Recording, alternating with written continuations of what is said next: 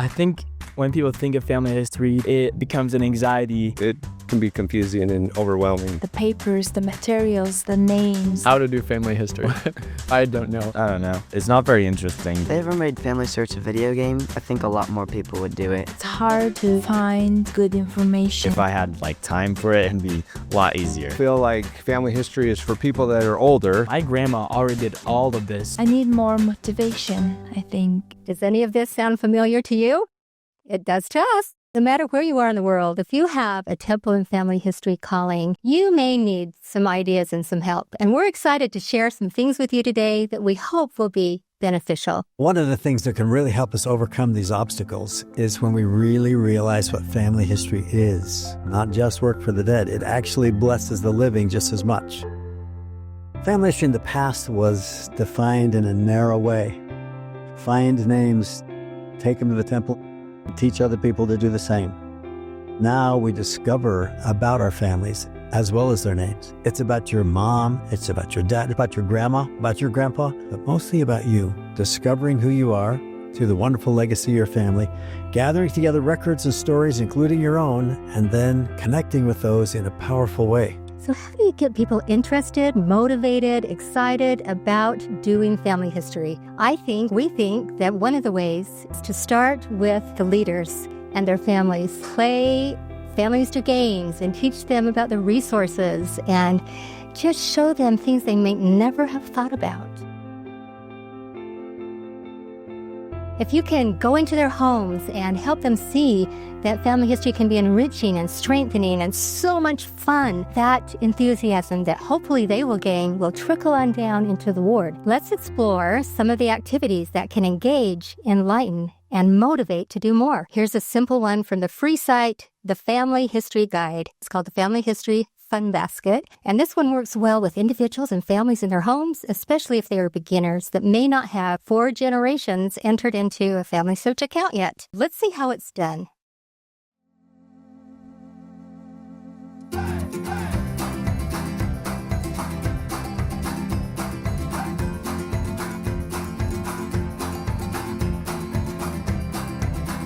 I really like the Family History Fun Basket. Give your grandma a hug and say I love you. Because when I think of activities, I can put them in there, and when we're together as a family, we can all go to the Family Fun Basket, pull out the activity, we're making memories. Mom, Dad, share a trait of an ancestor you would like to emulate, who and why?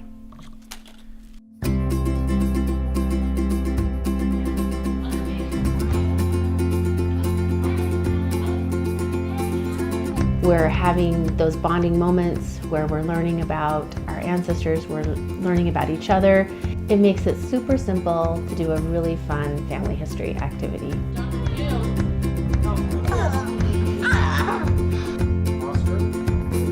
And it's funny because we have these hilarious moments and it's probably not quiet the majority of the time, and there's wrestling on the couch and there's screaming in the background, but that's the joy of it. And we get to learn about our family while being a family, and it's amazing. What is your favorite food Grandma makes? Blackberry jam. Share your favorite family tradition. If you could ask an ancestor a question, who would it be and what would you ask? When I was in kindergarten.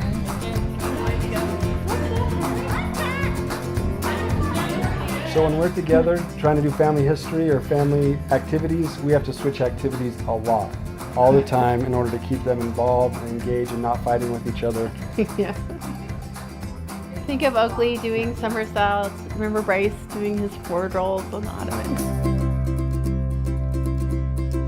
This activity works so well, and there are others on the Family History Guide YouTube channel. Check out charades, field trips, all these other fun ones that you can do without internet. And as you adapt to the circumstances of your ward members, miracles happen and the fire is beginning to be lit. I must say we've tried this with many families, and it's so much fun, especially for children. They get so involved and just enjoy it incredibly. Again, Family History Guide, there are hundreds of activities of things you can do with your family and things you can do as a consultant with families to get them excited about family history. In fact, you can go to the menu of the Family History Guide, go to Activities, Family, and number 9 has a ton of 5-minute activities that you can look at to see what fits this situation. And all of these are linked and ready for you to explore. Enjoy and use it to help people catch fire of what family history is really about. Another way to help them catch fire in a ward is to plan some campaigns where you focus on a certain part of family history and get all the ward involved. These 5 have been really successful in our ward. The first one's obvious. It's called Get Your 4 Generations into Family Search. Now, I know that sounds simple, but if everybody can get their 4 generations, a dramatic thing happens. Our new family history leader came in one day, and he said to me quietly, "Hey, Scott, half my tree is completely empty. I don't know what to do, and I'm supposed to be the family history leader." We called his sister. We got a few dates just back 2 or 3 generations until we hit those that were dead, and suddenly 9 generations populated on his tree. At the end of that very meeting, he stood up and said, "I am the family history leader, and I have 9 generations of my family history completed." Well, he was just an example of what happens when we get the 4 generations, and it opens the door to every kind of amazing activity. And all that we're going to talk about comes from the fact that we can get basically our 4 generations. And then a campaign providing opportunities for ward members to record their stories. And if you're lucky and you have a lot of youth in your ward, one idea is to have them interview and record stories of the seniors or anyone else in the ward. Helps them get to know each other and helps unify a ward. And this is so simple because there's a new app, and it's not really that new, called Memories app. Put that on your phone and a microphone will come up. And anytime, anywhere, you can click on that microphone and you start recording people. And as soon as you're done, it says, "How do you want to attach this to Family Search?" You can add that family history story to that person's Family Search account so their posterity can hear their voice. My wife is an expert at this. She carries that around with her all the time, and she must have 100+ recordings of her mother telling stories from her life just because they're driving along and she'll ask a question and click the microphone.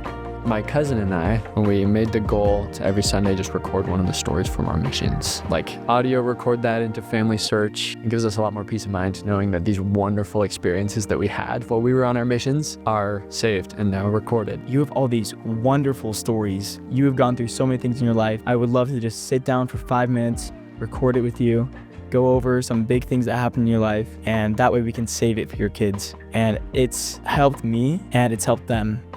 It's a whole win-win situation. Many of the ones that we have recorded, the seniors in our ward, are now gone. And their families now, because we put forth that effort, have their voices to remember and to learn from. Recording stories captures the essence of our family history. The next campaign we did was called Social Media Campaign, because once you find these stories and have them recorded, we need to share them. And we share them with each other, and to have the whole ward sharing their experiences on social media, it encourages and allows others to get excited about this work too. That was really a fun and a good one. We even had an Instagram account as a ward where we shared a lot of our experiences, and it gave a lot of encouragement to others. Another campaign we did and have done actually 3 times now is called the 21-Day Challenge. I love this one. I know. Everyone in the ward gets involved, from the primary to the bishopric. And the idea is that you do a 5-minute activity every single day for 21 days. From these experiences, we have gained not only a unity, but people can see how easy and how fun it is to do just 5 minutes. And then they're receiving the blessings from doing family history. And we have opportunities to not only encourage each other, but to share these experiences with each other on social media or and other events that the ward might have. 21 days to make a habit, right? You've all heard about that. We had our scouts were out, and we used to call them scouts. Our young men were out, and they were having a camp out. And the first night they said, "Oh, we haven't done our 5 minutes of family history." And one of those that was with them, a parent that really hadn't been too involved in the church, said, "Well, I'll tell you about my dad." And 20 minutes later, with tears in his eyes, he was telling wonderful family history stories, and the youth will never forget it. The next night, the other father that was with him said, "Well, it's my turn," and the same thing happened. So everywhere they were and all the time, especially the primary kids, helped us remember 5 minutes a day, and it changed the nature of family history work in the ward. There's just something magical about the power of focus, centering in on something that's really important and having an opportunity to do it as a ward. Our ward loves to do temple work. So many are just such stalwarts, and our youth are learning to love the temple even more as they go, and they've had some crazy experiences doing temple work as a ward and going together. So the campaign centered around something called Ordinances Ready. Our assumption is most of you know about this. However, new features are on Ordinances Ready, where you get on the church website or on Family Search. Just go to Temple, and at that point you click and say, I want some names to take to the temple. It will go through your own family tree, find names, and tell you how you're related to them. And then there's an extra little button you can push that says, do you want to know about them? And suddenly you can find out about the very people you're taking to the temple. And again, they are people, not just a name. This temple work is essential to have as part of the work we're doing. Through family history, we're able to find our ancestors, and we're able to help them make sacred covenants with their Heavenly Father and enjoy all the blessings that our Heavenly Father wants them to have and wants us to have. Besides campaigns and besides the individual activities, one great secret is to do co-sponsored activities, because a lot of the activities are already planned, and you can just filter a little bit of family history into anything that's going on in the ward. One is an advent calendar that has family history ideas each day of the month. The other is a family Christmas traditions that we'd like you to fill out, and you can see in the back of the room there's a lovely board. So we want to share some of your Christmas traditions with the ward family. This has been magical. We've had so much fun with this, and one of those, one of our favorite, we had a chance to co-sponsor an activity with the young men and young women, and they decided that all the 65-year-old plus people called our senior saints maybe were being forgotten a little bit. We basically just played a lot of games, and we just talked with the older generation. We had this question sheet. We would ask them questions, and I thought it was so fun. And I think a lot of people did too. I feel like that inspired a lot of people to look backward and connect with the older generation. This was so profound that one of our sweet senior saints said, that's the most important thing that's happened to me in the last 3 years. They really listened and they really cared. But it changed the nature of our ward, because now they walk down the hall. That was a little harder to get them into Sunday school, because they wanted to talk to each other all the time, because they were all friends now. We have had just amazing experiences because we let the youth go for it. At one point, we had 17 Temple and Family History Youth Consultants, and they have the best ideas. And when they feel like it's their idea, they're more prone to get involved and help it be a success. I think it helps my peers when they see that it's more than just a computer screen, to see that it's real family. Now, don't get discouraged about this, because the reason we had 17 Temple and Family History Youth Consultants is because gently, my sweetheart in a youth meeting said, any of you that want to be Temple and Family History Consultants could go tell the bishop, and I'm sure he would call you. And so we kind of recruited a lot. I think the bishop was a little overwhelmed. Invite them if they would like to be involved as a consultant, and let them choose to go ask to be called. And it's been fantastic. When we can help youth get a testimony of family history when they're young and carry that with them, miracles happen, and it's happened over and over in our little ward. You may not have a lot of youth. You may not have a lot of seniors. So it's important to adapt any of these ideas and make them work for you. Everything will be different. Maybe the seniors in your ward are over 40. In that spirit, we asked the wonderful youth to help us come up with an idea, and they came up with a great one. We've called it Detective Street. Yes. So they all dressed up in trench coats, and they set up tables all around the gym, and the youth manned the tables, each with some skill that had to do with discovering something about your family. And then the whole ward showed up, and they had wonderful food besides, and they would go to each table and have a chance to have the youth help them find something remarkable about their family.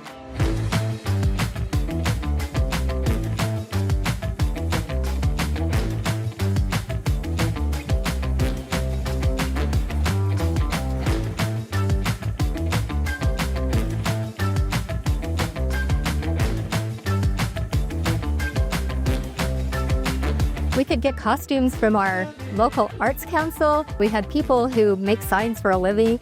We had the resources to make this happen. We believe in low budget and high energy activities. We do a lot of those. It worked for us to kind of really up this one, but it'll work no matter what. You don't have to have anything fancy to do this particular activity. look at the resources you have, look around at the connections and people you can use, plan your own activity with those resources, and it can be a low-budget, wonderful activity also. What about the escape rooms? Oh, I love this one. This was life-changing for many of our youth. Decorated a room with the memorabilia from one or two of the elderly people in our ward, and the rooms were decked out. Clues were hidden all around the room, and they had to find all the clues and put together a puzzle. When they did, it gave them a clue to a person. And once they discovered in their own minds together who that person was, suddenly the door opened and that person walked in the room. And they sat down and they would tell their own personal story about what had happened as they were in World War II, what kind of experiences they had in their life when they were flying over Vietnam. And in the midst of them sharing their stories, it all came alive, which is what we want to have happen with family history. The escape room was a great adventure. Take around about that long, and it shoots 4 of them at a time, and every 4th one's a tracer.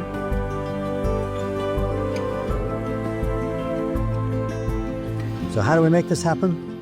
Well, the General Handbook of Instructions has suggestions. Number 1, have a word plan. Elder Bednar said, don't make it complicated, make it simple, because we're really good at complicated plans, not simple plans. And then the ward, temple, and family history coordination meetings, held consistently, where we talk about what to do and run it through the ward council.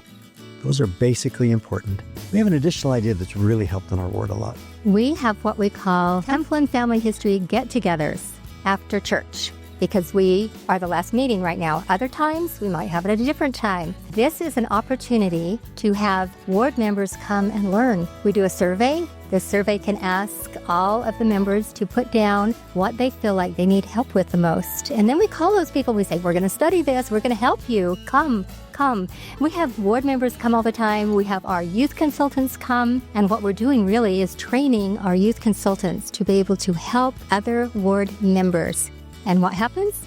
They're learning themselves. So you can see that this is kind of a secret sauce, right? To help us have a chance to discuss, plan, get things ready to take to the ward council, and just experience family history together with whoever's there each Sunday. And we're really consistent about this, and it's made such a difference. Well, if you have questions about that or any part of what is in the handbook, we have included a syllabus link for you. We have put everything in there we can think of, with links to talks and instructions and roots tag videos. It's all there. Just check it out if you have any questions, and hopefully that can be a great aid to you in your callings. Can you see? Can we begin to see what happens when the Elders Quorum, the Relief Society, the Aaronic Priesthood Quorums, and the Young Women classes are all laser beam singularly focused on the work of salvation? The miracles that will occur, the advancement of this work in the earth, will be astronomical. I have a testimony of Temple and Family History work. I know that we have been sent here in the latter days to gather Israel, and Temple and Family History work is what it's all about. Working with family history has really opened up my heart and my mind and my love for my ancestors. We are all connected as a family, and to be able to help someone make those covenants with our Father in heaven is just brought so much joy and happiness into my life. It's changed me a lot. I've become so much more grateful for my heritage, what my ancestors have gone through, because I was able to see everything they sacrificed. There has been so many amazing stories that I would have never known about if I didn't do family history. These people work so hard, so one day I'm able to be here. It's humbling, and it wouldn't be possible without them. Gathering Israel, like the prophet said, on both sides of the veil, I feel like that can connect me more with my ancestors. I love my ancestors. I'm so excited to meet them and seeing myself in them. One day, when I go and give Orson a hug, I'm going to be able to say, hey, a little bit of me came from you. Seeing them one day, that's my why. It helps to know that when you're doing baptisms or confirmations that you know that you're doing that for a person that made you. They didn't get to do it, but they did a bunch of stuff for you, so you need to do everything that you can for them. Families aren't perfect, but Jesus Christ and His gospel is perfect. And His gospel makes it possible for families to not just know their families here, now, but their family members who are not here, who died a long, long way ago, and you can feel a connection to them. So to you that have these callings and these opportunities to help others, what a privilege. We know there are challenges, we know there are difficulties, but as we really focus on the purpose of family history, miracles happen. I have seen these miracles in my own family and encourage each of you to continue to do the effort that it takes to make this real.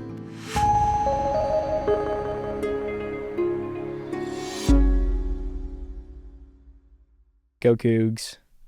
Great. Just kidding.